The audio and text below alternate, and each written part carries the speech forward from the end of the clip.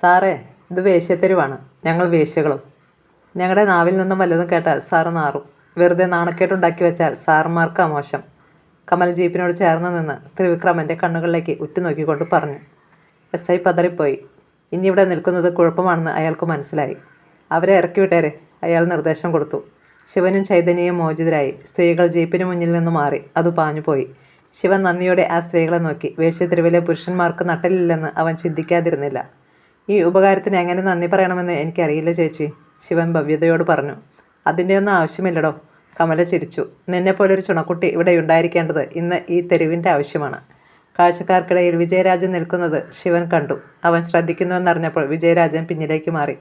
പൊളിഞ്ഞു വീണ വാതിൽ ശരിയാക്കുവാൻ ഇന്ന് ആൾക്കാർ വരും, ശിവനോട് പറഞ്ഞിട്ട് കമല നടന്നുപോയി. ഇത്രയുമൊക്കെ പ്രശ്നങ്ങളുണ്ടായിട്ടും ശാരദ പുറത്തേക്കിറങ്ങിയിരുന്നില്ല. എങ്ങനെയും ശിവചൈതന്യമാരുടെ നാശം കാത്തിരിക്കുകയായിരുന്നു അവർ.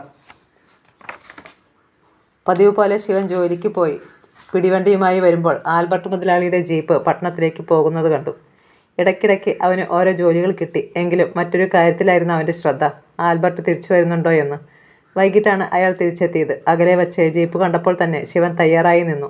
ജീപ്പ് അടുത്തെത്തിയതും അവൻ കൈവണ്ടി വലിച്ച് റോഡിൽ കുറുകെയിട്ടു. ആൽബർട്ട് ബ്രേക്ക് അമർത്തി. റോഡിൽ ടയർ ഉരഞ്ഞു കത്തിയ ഗന്ധം. എടാ, മുതലാളി ചാടിയിറങ്ങി. എന്ത് പോക്രിത്തരമാടാ ഈ കാണിച്ചത്? എന്തായാലും ഞാൻ പോക്രിയാണല്ലോ, അപ്പോൾ പിന്നെ ഇത്തിരി പോക്രിത്തരം കാണിച്ചാൽ എന്താ? അവൻ മുന്നോട്ട് ചെന്നു. ആൽബർട്ടിന് കോപം അടക്കാൻ കഴിഞ്ഞില്ല. എങ്കിലും ശിവനോട് എതിർക്കാൻ അയാളുടെ ഉള്ളു ഭയന്നു. ഞാൻ പോക്രിത്തരം കാണിച്ചാൽ താൻ എന്തു ചെയ്യും? ശിവൻ ചോദിച്ചു. അടിച്ചു നിന്റെ പല്ല് കൊഴിക്കും ഞാൻ. അതിന് നിങ്ങൾക്ക് കഴിയില്ലെന്ന് എനിക്കറിയാം. അതുപോട്ടെ, ഇപ്പോൾ തടഞ്ഞു നിർത്തിയത് എന്തിനാണെന്ന് പറഞ്ഞേക്കാം. മേലിൽ എന്നെയോ ഈ തെരുവിലുള്ള മറ്റാരെയെങ്കിലുമോ ഉപദ്രവിക്കാൻ ശ്രമിച്ചേക്കരുത്. ഇത് പറയാൻ നീ ആരാ? ഈ തെരുവിലെ ചക്രവർത്തിയോ? എങ്ങനെ വേണമെങ്കിലും കരുതിക്കോ. ഇനി എന്നെ കള്ളക്കേസിൽ വല്ലതും കൊടുക്കാൻ ശ്രമിച്ചാൽ നിങ്ങളെ കൊന്നിട്ടായിരിക്കും ഞാൻ ജയിലിൽ പോകുന്നത്, മറക്കേണ്ട. ശിവൻ പിടിവണ്ടി വലിച്ചു മാറ്റി. ഇനി പോയിക്കോ. ഈ രംഗം പലരും കണ്ടു. അവർക്കൊക്കെ രസിച്ചു. ആൽബർട്ട് തല കുനിച്ചു. പിന്നെ വേഗം ജീപ്പിൽ കയറി ഓടിച്ചു പോയി. എങ്ങനെയെങ്കിലും അവനെ തളച്ചില്ലെങ്കിൽ താൻ ജീവിച്ചിരിക്കുന്നതിൽ യാതൊരു അർത്ഥവുമില്ലെന്ന് അയാൾ ചിന്തിക്കാൻ തുടങ്ങി. സമയം സന്ധ്യ. ശിവൻ പിടിവണ്ടി തിരികെ ഏൽപ്പിച്ച് കണക്കു തീർത്തു വന്നതേയുള്ളൂ. ഒരാൾ അവനെ കാണാൻ വന്നു. വന്നതേ അവൻ്റെ കാലുകൾ തൊട്ട് വന്നിച്ചു. എന്നോട് ക്ഷമിക്കണം.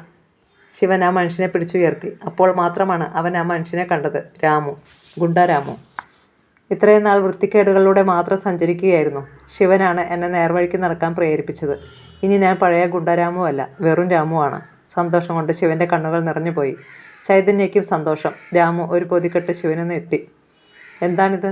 തുറന്നു നോക്കൂ. ശിവൻ അത് അഴിച്ചു നോക്കി. കുറേയേറെ ആഭരണങ്ങളും നോട്ടുകെട്ടുകളും. ഇത് അന്ന് നിങ്ങൾ വന്ന കാറിൽ നിന്നും ഞാൻ മോഷ്ടിച്ചു കൊണ്ടുപോയ ബാഗുകളിൽ ഉണ്ടായിരുന്നതാണ്.